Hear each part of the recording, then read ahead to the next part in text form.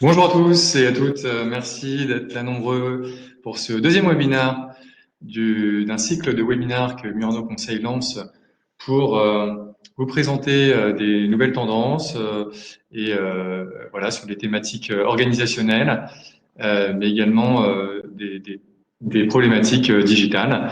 Donc j'ai rejoint Murano Conseil il y a quelques mois euh, voilà, pour concevoir ces webinaires et pour présenter de nouvelles offres sur ces thématiques qui concernent les grands groupes avec lesquels nous travaillons depuis maintenant plus de 10 ans. Donc, ce webinaire va être enregistré. Vous recevrez la vidéo par la suite avec un lien YouTube, mais également un mail qui vous redirigera vers le site de Murano où vous pourrez télécharger le support du webinaire. Donc, n'hésitez surtout pas à me poser les questions via le chat qui se trouve à droite de votre écran. Et voilà, et puis bonne écoute. Donc, ce webinaire portera sur... Je sais pas si ça veut dire. Ce webinaire portera sur l'optimisation des workflows et le travail collaboratif. Donc, je commence par dire quelques mots sur pourquoi ce webinaire, la raison d'être de ce webinaire.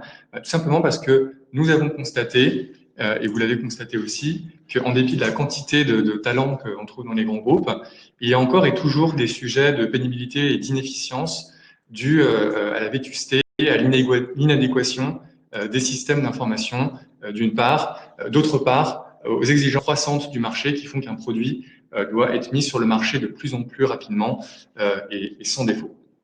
Nous pensons qu'en travaillant sur les workflows et en s'inspirant de la façon dont les startups travaillent, il est possible de remédier à cet état des choses qui ne doit pas être vécu comme une fatalité. Le principal objectif de ce webinaire, c'est de vous montrer comment il est possible d'améliorer les workflows. Toutes les entreprises ont des workflows. Quand je parlerai de workflow, ça sera vraiment au sens littéral, donc de flux de travail, autrement dit, d'un enchaînement prévu ou non de tâches dans un environnement professionnel. Voilà, on connaît tous des workflows. Dans l'industrie lourde, vous en avez plein. Vous avez la chaîne de fabrication de masques FFP2. Vous avez dans le marketing la conception d'un nouveau packaging. Vous en avez dans la finance, certification des calculs de risque de marché dans une banque universelle. Vous en avez à la maison, suivre une recette de cuisine, c'est un workflow, etc., etc. Le deuxième objectif, c'est de vous montrer comment une entreprise peut, en quelques semaines, acquérir l'agilité d'une startup. L'équipe de Murano compte des entrepreneurs de la deep tech. Ils ont travaillé avec des ingénieurs polytechniciens, back-end, front-end, des designers sur des projets en mode agile, ce que j'appelle les opérations commando, qui permettent de mettre sur le marché, à partir des dernières pratiques de travail de développement tech, un produit qui posséderait toutes les fonctionnalités minimales avec un budget très modeste. Pour les grands groupes, c'est aussi le cas quand on fait du prototypage, par exemple. Et ce que je veux dire, c'est que cette utilisation entrepreneuriale du SaaS, couplée, Software as a Service, couplée à une optimisation au cordeau des workflows beaucoup plus complexes que dans les startups, hein, ceux que vous connaissez par exemple, va permettre d'améliorer le workload dans des environnements de travail où le stress atteint parfois des sommets. Et malheureusement, c'est une tendance qui n'est pas prête de s'arrêter. Et voilà, donc, il y a des études auprès de psychologues du travail. Donc c'est un vrai sujet dans les entreprises. Euh, voilà. Donc on a eu l'idée de construire un webinaire à partir d'un cas concret, d'une mission qu'on a effectuée dans un grand groupe cosmétique, où il s'agissait d'introduire une dose d'innovation au cœur d'une chaîne de développement graphique et de préparer les équipes à ce changement. L'objectif affiché, c'est améliorer le workload, hein, je redis, dans un contexte de burn-out en hausse et de départ volontaire. Une mission à effectuer sous contrainte, puisqu'il fallait conserver les outils de gestion graphique et de print management, enfin, conserver les principaux outils de prod, s'abstenir de recruter et de licencier dans donc, une mission à périmètre constant, pour un budget modeste, 150 000 euros, mise en œuvre tout compris, et avec une capacité d'objectivation des retombées du ROI. Donc, on parle d'un ratio gain brut annuel sur coût brut annuel supérieur à 5. On a un environnement opérationnel assez complexe, plusieurs process, dont la plupart non documentés, des milliers de mails, 4500 mails par jour, ça fait un équivalent de 80 ETP, 149 étapes distinctes tout au long de la chaîne de valeur, 24 équipes, 8 sous-traitants critiques. S'il y a une entreprise qui apporte des corbeilles de fruits, je ne la compte pas. Voilà, c'est vraiment un environnement complexe. Et dans cet environnement, des pain points qui ont été identifiés, des pain points sur les process. Donc le circuit de validation n'est pas sanctuarisé, ce qui déclenche des goulots d'étranglement, des correctifs ou quick wins excessifs qui reviennent à dire, selon le management, que l'on cache la poussière sous le tapis. Donc, le rapport d'étonnement faisait ressortir un lead time, des surcoûts, un sentiment de lassitude chronique et un TTM, un time to market sous-optimal. Deuxièmement, une communication, enfin des échanges, soit des échanges habituels ou suite à des imprévus, par exemple des demandes spéciales, qui sont faits par mail, avec un effet multiplicateur de la pénibilité induite par le grand nombre des équipes impliquées. Et enfin, des objectifs intermédiaires pour se identifier dans le business case, à savoir, on va déterminer un outil de workflow automation, couplé avec d'autres outils de gestion de projet, outils collaboratifs, solutions de ticketing, un système d'aide à la décision, qu'on appelle la business intelligence. On verra bien sûr ces outils dans le webinaire. L'ensemble constituant ce que j'appellerais la suite SaaS, voilà, par commodité. Et enfin, déterminer bien sûr la gouvernance qui va avec, donc pour les process, pour la donnée et surtout pour l'organisation. Alors, ce webinaire, comme tous les autres, s'appuie sur des années d'observation personnelle, d'analyse des tendances technologiques. Je passe en revue rapidement, très rapidement, les principales d'entre elles, celles qui présentent un intérêt pour le webinaire. Donc, vous avez la digitalisation des processus d'affaires. Alors, pas de contresens, hein, on parle pas de transformation digitale où là vous allez vraiment l'entreprise va avoir la maîtrise totale de tous ses outils, toute la donnée, va pouvoir monétiser sa donnée. Là, on est bien en amont là-dedans. On est encore sur la digitalisation du process, c'est-à-dire permettre d'avoir une vision numérique précise et actualisée de l'activité de mon service, de mon entreprise. Je reviendrai éventuellement là-dessus si vous avez des questions. L'autre tendance importante que vous connaissez, c'est le mailing, la baisse du mailing. Je ne développe pas cette tendance parce que vous la connaissez tous, mais je peux vous donner quelques chiffres qui montrent à quel point il y a urgence à accélérer le mouvement. Donc il y a d'abord le fait que le professionnel lambda, donc le cadre, passe un peu plus de 4 heures par jour à écrire, vérifier ses mails tous les jours. Donc ça représente près de 1000 heures par an. Et le pire, c'est que ça arrive aussi pour des mails qui ne nous concernent pas, on a tous vécu ça. Deuxièmement, et ça c'est peut-être un peu plus intéressant, il y a des chiffres qui montrent que la génération Y et a fortiori la génération Z, qui va arriver massivement sur le marché du travail dans les années à venir, est majoritairement opposée aux mails et plébiscite majoritairement le recours aux outils collaboratifs. Un tiers des générations Y quitteraient leur job si la technologie de l'entreprise n'était pas à jour. 92% des générations Z n'utilisent pas et ne souhaitent pas utiliser les mails. Il y a une étude rapportée par Criteo qui montrait que les valeurs chères aux Gen Z, aux générations Z, c'était l'inclusion et l'individualité, hein, une individualité au sens de mettre en avant son originalité, pas travailler dans son coin. Donc des valeurs qui se retrouvent pas tellement dans le mailing, mais qui se retrouvent bien dans les outils comme Slack ou Teams, avec les canaux de discussion, les avatars, vous connaissez probablement ça. Donc je vous laisse imaginer un peu le désastre si une entreprise ne tenait absolument pas compte de cette réalité des choses.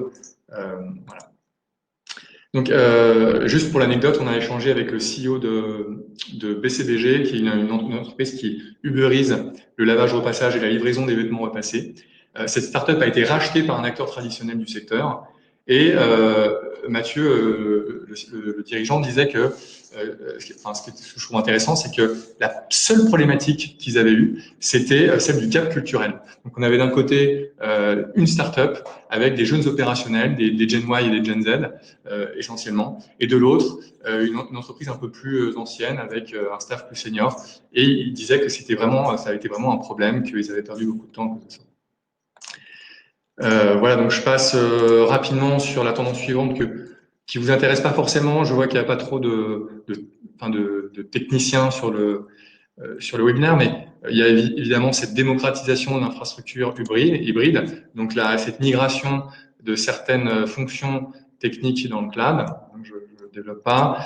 Vous avez cette quatrième tendance que je trouve intéressante, qui est l'émergence des centres d'excellence, qui vise deux objectifs. Un, il faut préparer la stratégie en amont, être capable de monitorer le projet transformant. On a besoin d'avoir dans un seul dispositif des internes qui soient capables d'être décideurs et des consultants qui puissent piloter ce projet en gérant la transversalité. Il faut que le projet soit testé par une unité composée de personnes volontaires et capable d'adopter rapidement les nouveaux codes. Ensuite seulement, on fait venir le gros de l'équipe. C'est ce que j'appelle une approche roll-in par opposition à une approche roll-out où vous allez déployer d'un coup la solution avec un risque de casse, ou à l'inverse, si on est un peu trop conservateur, le risque que rien ne se passe avant des années. Enfin, la gouvernance. Alors là, bon, c'est très important, mais je passe rapidement parce que c'est pas au cœur du projet. Mais il est indispensable à partir d'une certaine taille, de pouvoir gérer toute cette complexité liée au process, au volume de données, aux exigences de l'amélioration continue, à l'interaction aussi entre des équipes de moins en moins silotées. Et voilà, donc je développe pas sur ces points pour entrer un peu plus dans le vif du sujet. Donc ces tendances sont vraiment le point de départ d'une réflexion sur une nouvelle façon de travailler dans un environnement professionnel exigeant, qui est celui des grands groupes, voilà, L'Oréal, Dior, Groupe Rocher, Push, Avon, Beiersdorf, etc. Donc cette réflexion, en fait, cette réflexion a donné lieu à de nouveaux types d'outils que je vais vous présenter, que j'ai appelé la suite SaaS. Il s'agit pour l'instant juste de planter le décor, que vous sachiez à quoi servent ces outils. Je vous rassure, c'est pas un guide d'utilisation et vous n'allez pas vous endormir. Donc le premier plus important, c'est vraiment l'outil BPM, Business Process Management, qui est un outil human-centric, centré sur l'humain, et qui est vraiment la première brique, une brique de digitalisation des processus d'affaires. À l'avenir, dans les entreprises, les processus devront être entièrement dynamiques. Qu'est-ce que j'entends par là? Le grand avantage du BPM sur n'importe quel autre outil, c'est que correctement configuré, il donne une vue globale, précise et dynamique de la chaîne de valeur. L'outil est flexible de façon à pouvoir s'adapter aux changements constants qui surviennent inéluctablement au cours d'un cycle de production. Et concrètement, qu'est-ce que vous allez faire? Vous allez commencer par dessiner tous vos processus qu'un intégrateur comme Murano va ensuite implémenter dans le logiciel BPM. Du coup, n'importe quel opérationnel, manager, etc., en un mot, utilisateur, avec un droit d'accès, va pouvoir accéder à tout un ensemble d'informations clés sur chaque process. Le temps passé par tâche, les tâches en attente de validation, les personnes affectées à telle ou telle tâche, les documents en attente de validation ou en cours de modification. Vous allez également pouvoir connaître toutes les dépendances entre étapes, donc entre équipes et plus généralement entre parties prenantes si les sous-traitants interviennent. Enfin, la grande innovation qui est l'aboutissement des travaux sur les BPM, c'est qu'ils sont anthropocentrés, human-centric. C'est pour que les équipes s'approprient les process rapidement. Il faut d'une part que ces process soient traduits en termes de tâches à accomplir et de KPI à atteindre, et pas des flux un peu abscons. Et d'autre part, il faut que l'utilisateur puisse se placer du point de vue de son process à lui. Donc, je suis ingénieur packaging, je veux voir mon workflow packaging et voilà les interactions en amont et en aval de mon process. Donc un outil connexe que vous connaissez tous, l'outil de project management. Rapidement, une petite intro, la gestion de projet, c'est comme vous savez, c'est considérablement développé à la fois parce que le temps de projet est de plus en plus court, il faut produire de plus en plus vite, mais aussi parce que on a une tendance à l'autonomisation des individus dans les entreprises. On l'a dit, hein, il y a une revendication chez les Gen Y, et plus particulièrement chez les Gen Z, d'acquérir davantage d'autonomie, ce qui passe concrètement par moins de réunions, moins de coaching à l'ancienne. D'autre part, on a ce modèle feature team qui est désormais omniprésent, même si vous n'avez pas entendu le terme. Donc très rapidement, ça consiste à confier une petite équipe, généralement une équipe projet, hein, généralement composée de collaborateurs de plusieurs équipes différentes. Vous avez un designer, un supply chain manager, un expert packaging, un product manager, un PMO, qui sont voilà. Donc tous ces gens-là vont travailler ensemble pour atteindre un objectif qui est pas forcément. On est plus dans l'exploratoire, on n'est pas dans le process cœur. Et donc là, cet outil de project management va être un vrai levier d'agilité opérationnelle. Au-delà de ces tendances, il y a le constat que que le mandat qui est confié à une unité de production va faire intervenir un très grand nombre de projets, et ces projets sont limités dans le temps et subordonnés à une activité et à un processus que j'ai appelé un processus cœur. Donc l'activité de conception du nouveau produit cosmétique, aujourd'hui, elle relève d'une telle complexité qu'elle va forcer les équipes à travailler chacun en mode projet, d'où l'importance d'avoir ces outils. Donc il ne suffit pas que chacun soit bien organisé, il faut un partage organisé, constant, aussi peu chronophage que possible, de l'information qui coule tout au long du projet. Les outils de gestion de projet, Trello, Asana, se prêtent fort bien à ce mode collaboratif. Ils ont été conçus pour répondre à cette problématique. Donc, j'embraye sur un troisième outil que vous connaissez également, sur lequel je vais passer très vite parce que vous le connaissez, vous maîtrisez bien, mais c'est les outils collaboratifs. Donc, il y a un chiffre qui est intéressant, c'est qui montre que l'emploi de ces outils s'est considérablement généralisé. 65% des sociétés y avaient recours en 2019, et c'est un chiffre qui est probablement en hausse. Donc ça, c'est un chiffre de challenge, une étude challenge 2019, et c'est un chiffre qui est probablement en hausse à cause du Covid. Donc l'avantage de ces outils, c'est de libérer la parole dans les équipes et entre les équipes. C'est un moyen efficace et peu coûteux de casser les silos. Et puis il y a deux autres avantages que vous connaissez et un troisième peut-être un peu moins. Le délai de réponse est 4,2 fois plus court qu'un email. Deux, l'accès à l'information est facilité par le fait que l'indexation est plus naturelle. Donc même si Outlook propose des fonctionnalités de recherche, il ne permet pas de rechercher efficacement. La plupart du temps, on cherche une information par rapport à un contexte. Par exemple, je suis en packaging, telle info, je pense avoir entendu lors d'une discussion avec les équipes marketing. Il suffit donc de filtrer sur le canal de discussion ad hoc pour avoir l'information. Et trois, il y a des connexions natives, plus ou moins natives avec d'autres applications, ce que ne permettent pas les messageries. Et en tant qu'entrepreneur, voilà, donc moi j'avais intégré Asana, qui est un outil de project management, dans Slack, un outil collaboratif. Et avec le keyword Asana, je pouvais créer des tâches au bon endroit dans Asana sans avoir à sortir de Slack. Voilà, donc après je passerai rapidement, mais enfin, toujours sur ces outils, il y avait un cas très intéressant de mauvaise utilisation des outils. Donc je dis ça pour attirer l'attention sur le fait que il peut y avoir des abus et il faut des bonnes pratiques, par exemple une charte pour les éviter. Donc, il y a le cas d'école que je ne développe pas, vous pourrez regarder, qui est le cas Away, une startup qui révolutionnait l'achat-vente de valises, où là, je vous spoil pas, mais c'est un cas un peu dramatique d'entreprise qui est probablement maintenant un cas enseigné dans les écoles de commerce et qui met en jeu un outil collaboratif mal employé. Ensuite, vous avez des outils que vous connaissez peut-être, les outils de ticketing. Donc, vous connaissez cette solution, c'est le meilleur moyen de garder en mémoire des demandes d'intervention, souvent pour résoudre des problèmes techniques. Au départ, c'est utilisé pour gérer les demandes clients, mais ça va être utilisé de plus en plus pour faciliter le traitement des requêtes du métier vers l'IT et permettre à l'IT, dans un deuxième temps, de traiter le flux efficacement. Donc, c'est des outils d'avenir. Vous avez entendu parler de Zendesk, dont le succès a été gigantesque. Vous avez aussi GitHub, GitLab pour des requêtes plus tech. Voilà, c'est des outils customisables à l'infini qui misent sur les bots pour faire gagner du temps aux sales, qui ont adopté des méthodes agiles avec un pilotage in cloud. La gestion des tickets est d'ailleurs très efficace parce que les applications comme Trello et Kissflow, enfin tous les autres outils en fait sont parfaitement intégrables à ce type d'outil de ticketing. On verra d'ailleurs un peu plus loin. Et enfin, une dernière chose, c'est une méthode très populaire, mais peu d'entreprises l'ont rationalisée. Les équipes opérationnelles doivent pouvoir faire remonter leurs problèmes plus facilement. Et cela, ça passe par un SLA plus efficace, un système de priorisation et d'affectation des tâches qui élimine autant que possible les temps morts, le fameux lead time.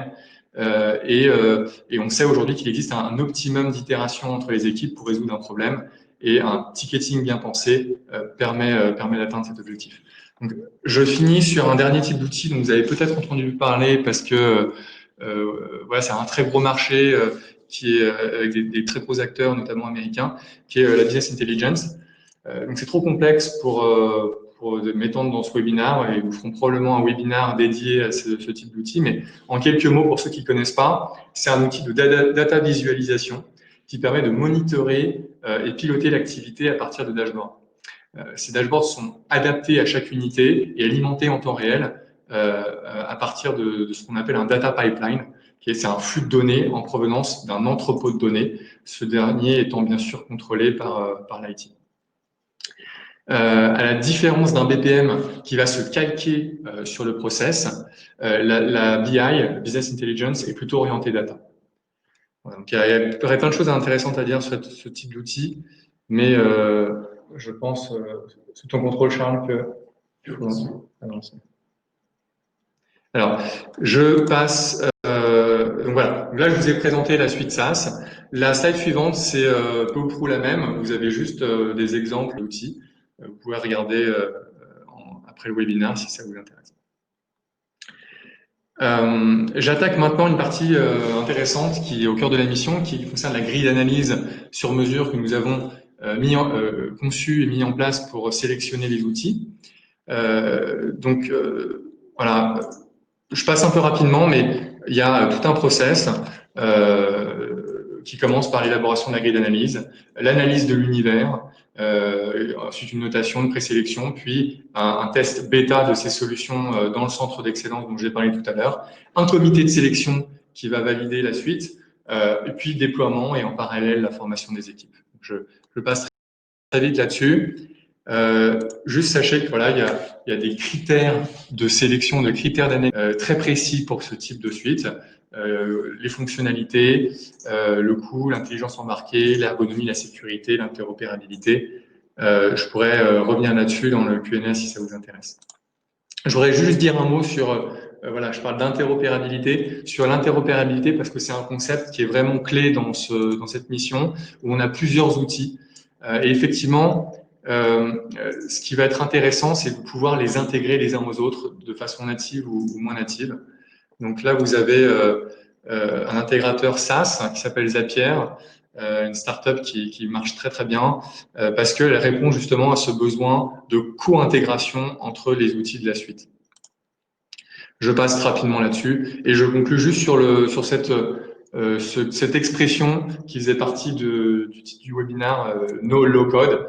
En fait, qu'est-ce qu'on appelle No Low Code? C'est justement le low code, enfin le no code, c'est parce qu'on est justement dans ce mode SaaS avec des applications web clés en main. Et le low code, c'est parce que on a quand même la possibilité de changer les règles et un peu à volonté.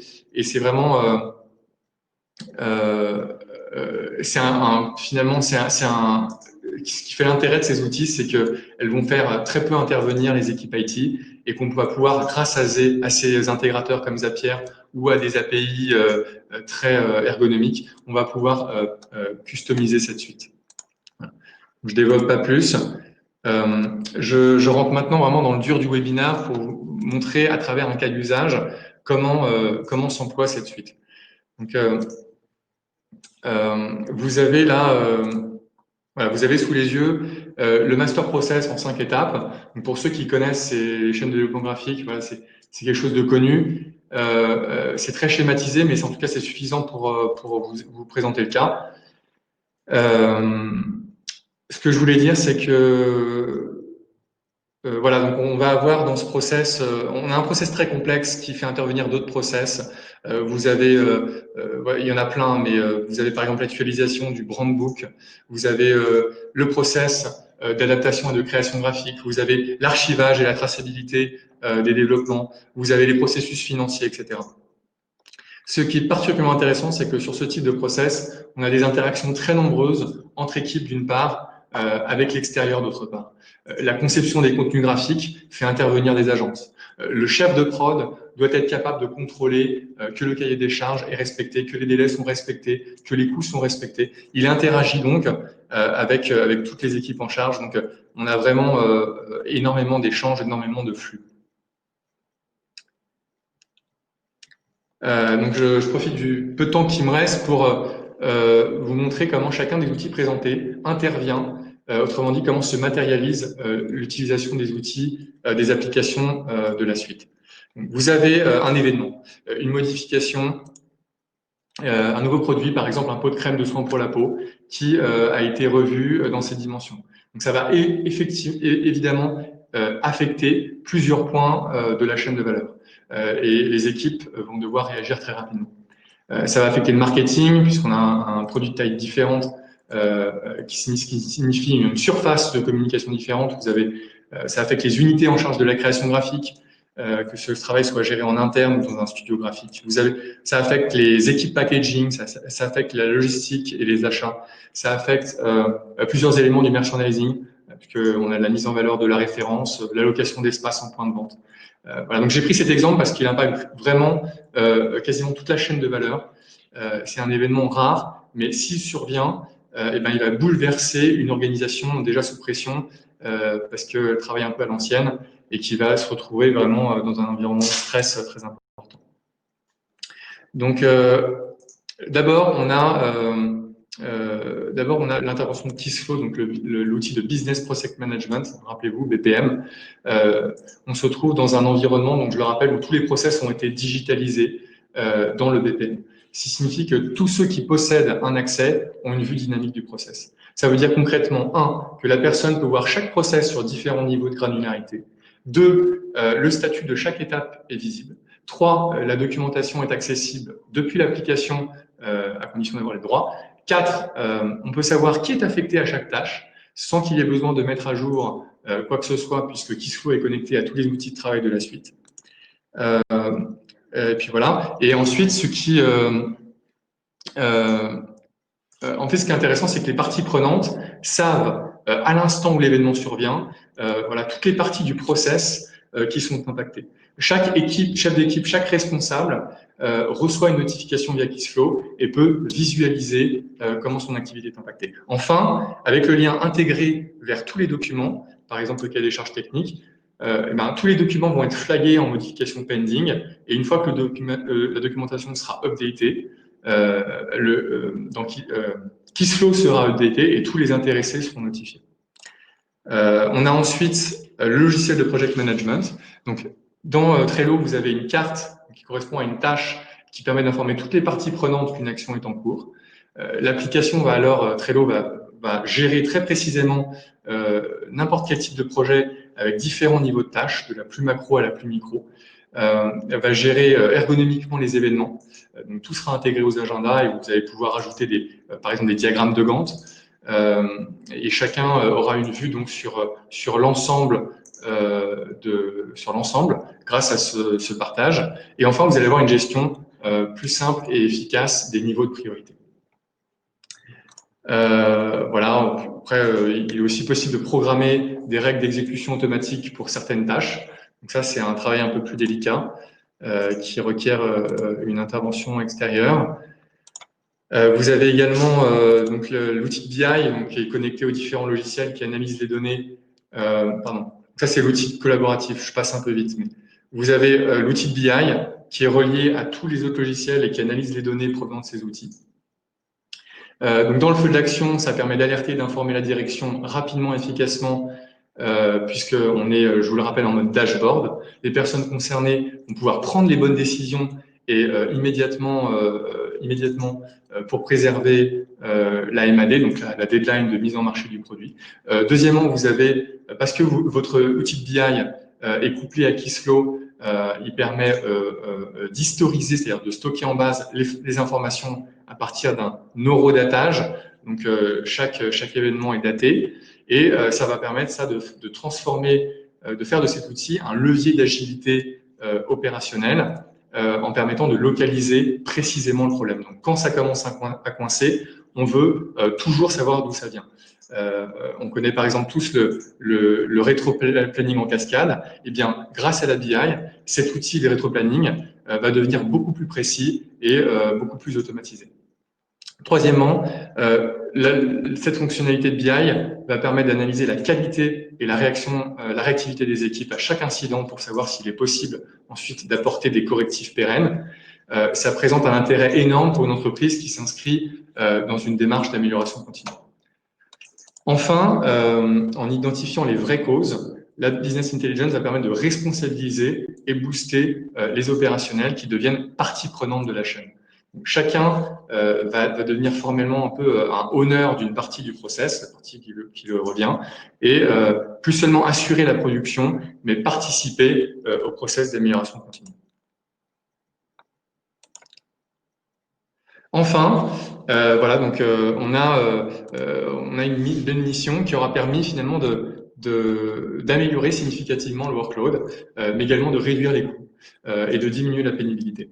Donc les chiffres que je vais vous présenter proviennent de données collectées sur 12 mois et différentes méthodes utilisées, des time trackers anonymisés au Typeform en passant par une analyse coût-bénéfice assez pointue, réalisée en lien avec le contrôleur de gestion, permet de factualiser ces bénéfices. Donc vous avez un taux de satisfaction très élevé de tous ceux qui ont été impactés par cette suite SaaS. Vous avez une réduction du temps passé en réunion, forcément. Vous avez également des gains nets, alors qui correspondent pas à de la réallocation de ressources, mais plus au fait qu'on va économiser des ressources futures qui sont généralement des ressources de coordination entre les équipes. Vous avez une réduction du TTM, vous avez une réduction du temps de travail, vous avez également une réduction du taux d'intervention des équipes IT. Alors, je passe un peu vite sur les défis à relever, mais j'ai parlé des règles automatisées. Et c'est vrai que les règles, c'est un sujet un peu sensible, mais qui est très important si vous voulez donner, vraiment libérer le maximum du potentiel de ces applications. Donc, ça passe par un repository des règles pour les inventorier et pérenniser le système. Ça passe aussi par une maîtrise des chaînes de dépendance entre les outils. Vous avez un usage de la donnée qui est source de complexité. Donc, il faut un entrepôt de données, je l'ai mentionné tout à l'heure, pour collecter et conserver la donnée. Vous avez la gouvernance data, qui suppose une traçabilité de la donnée et un ownership de la donnée. Et enfin, vous avez cette notion que vous connaissez bien, qui est celle de l'apprentissage continu, et qui passe par des procédures, des modes opératoires, pour que chacun s'approprie ces outils et pour que cet outil, en fait, pour que cette suite vive sa vie et pas qu'elle tombe dans l'oubli. Voilà, donc j'ai plus beaucoup de temps, mais donc nous, Murano, nous avons développé pour ce type de mission, nous avons mis en place une méthodologie qui répond aussi bien aux exigences opérationnelles, organisationnelles, que data et process. Voilà, donc vous avez tout dans la presse, vous pourrez le lire. Je rappelle que nous sommes agnostiques par rapport aux solutions que nous proposons. Enfin, voilà, je peux terminer avec quelques notions que je trouve importantes. J'ai parlé d'automatisation de workflow. Il faut bien comprendre que c'est au sens d'avoir un processus entièrement digitalisé où tout tient dans une seule application. J'ai mentionné KissFlow, il y en a plein, et où le statut de la progression de chaque étape est connu et documenté en temps réel. Vous avez aussi donc cette notion d'anthropocentrisme qui est très importante puisque vous ne pouvez pas automatiser votre process sans en faire un outil qui va être très facilement pris en main par les équipes. Donc, ça correspond à une vision de tâche et pas une vision flux qui est un peu moins parlante. Enfin, un troisième point, c'est la différence entre predictable workflow et unpredictable workflow, donc une notion très importante. Vous avez les flux existants qui font qu'une organisation est ce qu'elle est, mais vous avez aussi dans un cycle de production, des événements qui surviennent et qui vont bouleverser ces workflows et donner lieu à d'autres workflows. Donc, il faut que les équipes soient capables de réagir très rapidement. Et ces outils permettent justement d'adapter, de faire évoluer le workflow en fonction des événements qui surviennent. Vous avez cette notion de best practice que vous connaissez. On a parlé des dérives qu'il pouvait y avoir avec des outils collaboratifs. Donc c'est important que cette mise en œuvre applicative s'accompagne de bonnes pratiques. Vous avez le concept de co-intégration sur lequel je suis passé un peu rapidement tout à l'heure, mais qui est très important si on veut maximiser les gains. Et vous avez enfin évidemment l'importance d'avoir une formation de tous ceux qui vont être impactés par cette suite, qui vont utiliser cette suite au quotidien. Voilà, pour terminer, je me suis dit que je pouvais terminer une sorte de dépassement. Après ce webinaire, vous allez recevoir un Typeform qui va vous permettre voilà, de choisir parmi un ensemble de problématiques, des thématiques qui vous tiennent à cœur et que vous souhaitez voir présentées dans de futurs webinaires. Donc, vous avez par exemple le e-learning que vous connaissez peut-être avec le leader du marché 360 Learning. Donc c'est une notion un peu connexe puisque on est sur un cas d'implémentation très complexe qui nécessite un onboarding des équipes. Donc ces outils-là peuvent faciliter l'onboarding. Vous avez des alternatives aux outils de business process management qui mettent en œuvre des technologies beaucoup plus complexes, dont vous avez peut-être entendu parler, Robot Process Automation, avec une French Tech, sous ton contrôle, Charles. C'est une French Tech, UI et PAF, qui a développé une solution de RPA. Et la blockchain avec un outil qui s'appelle SharePlace, qui permet qui repense en fait les process à travers le partage de documents dans un environnement blockchain. Et enfin, voilà, pourquoi pas, pour ceux que ça intéresse, voir comment ces nouvelles méthodes s'articulent entre elles. J'ai mentionné tout à l'heure la méthode agile. Vous connaissez aussi peut-être les méthodes Lean et Design Thinking, et qui sont importantes qui sont très chères aux startups et qui sont importantes dans tout environnement professionnel. Voilà. Merci à tous pour votre écoute. Il reste un peu plus de 5 minutes pour répondre aux questions. Alors, vous avez mentionné une tendance de fond, le cloud. Est-ce que vous pouvez en dire un peu plus? Donc, effectivement, on a une ouverture de la SI, des systèmes d'information SI au cloud des grandes et moyennes entreprises. Donc, je parle de celles qui, c'est vrai qu'on parle de celles qui ont une legacy, pas vraiment des jeunes startups. Donc, on a une architecture hybride en fait, avec une partie hors du cloud, une partie sur le cloud. Il y a quelques chiffres, par exemple, que je peux retrouver rapidement, qui montrent qu'on a une vraie tendance de fond vers le cloud. Là, vous avez 83% du workload des entreprises qui sera dans le cloud, fin 2020. Vous avez un tiers des budgets IT qui sont alloués au cloud computing.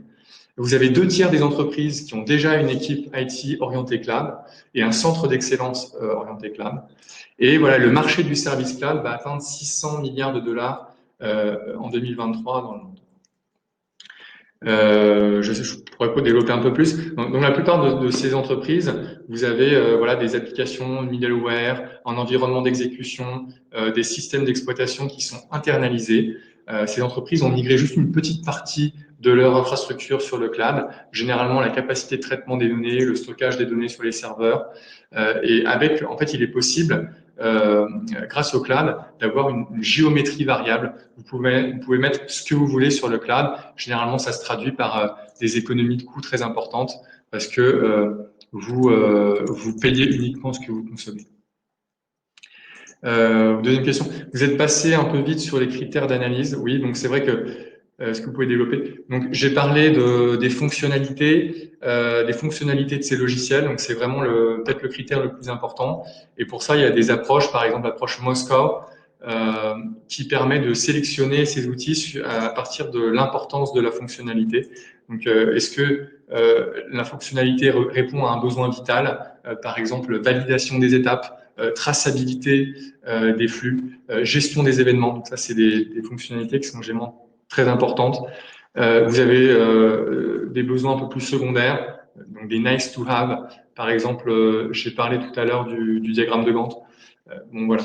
Ensuite, vous avez le coût. Alors, le coût, c'est très important parce que on est sur une mission où ça peut devenir très rapidement complexe.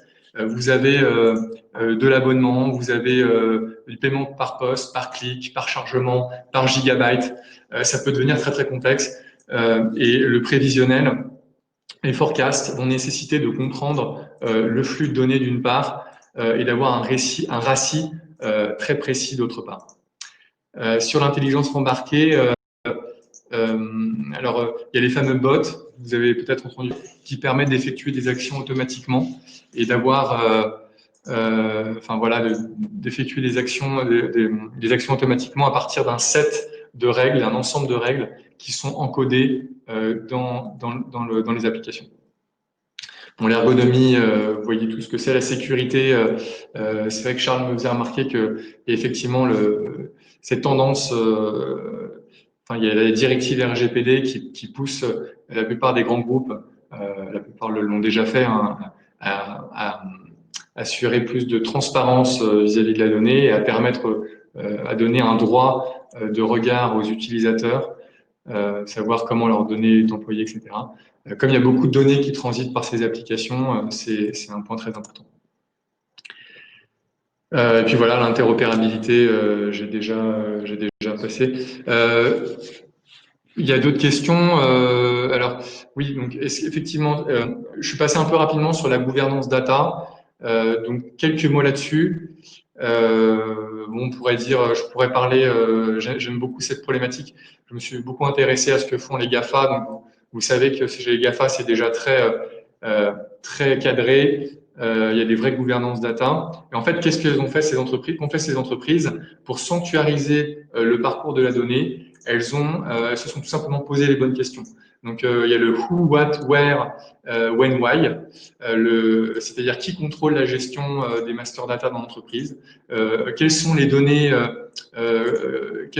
rassemblées et conservées, quand les présentations et les audits sont-ils exécutés, où les données sont-elles stockées, enfin pourquoi les efforts d'extraction, chargement, transformation de la donnée ont-elles un impact positif sur les performances de l'entreprise. Donc c'est en se posant ces bonnes questions au sein d'une gouvernance ad hoc qu'on va pouvoir, que l'entreprise va parvenir à maîtriser sa donnée.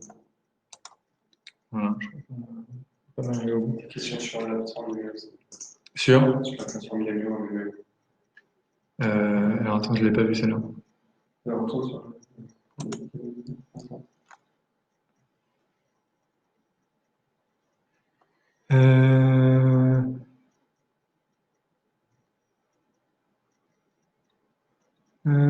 c'est un peu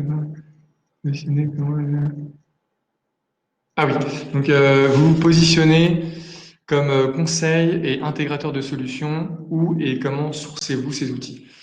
Alors, où nous les sourçons, en fait, nous, on part d'un univers extrêmement large. On a développé en interne ce qu'on appelle la Murano Box, qui regroupe, à l'heure où je parle, 2200 applications. C'est des applications qu'on a organisées sur différentes thématiques, sur différents besoins de nos clients. Donc voilà, on part de cet univers, mais pas seulement. Mais ça fait un bon point de départ. Comment on les source? Eh bien, il y a ces différents critères que j'ai évoqués, et ensuite on passe dans un aspect plus classique d'appel d'offres, où on va mettre en concurrence ces outils. Alors ici, sur chacune des thématiques que j'ai évoquées, donc on va mettre en concurrence des outils de BPM, des outils de project management, des outils collaboratifs, etc. Et parfois, c'est un petit peu plus, il y a quelques subtilités qui peuvent intervenir. Par exemple, vous avez des éditeurs de logiciels qui proposent à la fois du BPM et du PM. Alors pour moi, c'est des outils qui sont très différents, et généralement, les solutions de ces éditeurs sont sous-optimales, et il vaut mieux prendre la meilleure solution chez deux éditeurs différents et les co-intégrer à l'aide d'intégrateurs SaaS comme Zapier ou Unicode. Voilà. Merci à tous, merci pour votre participation, et peut-être à bientôt sur un prochain webinaire. N'hésitez surtout pas à me faire part de vos retours, de vos questions en m'écrivant à mon adresse perso edgar.dutreil@muranoconseil.com. Voilà. Très bonne fin de journée.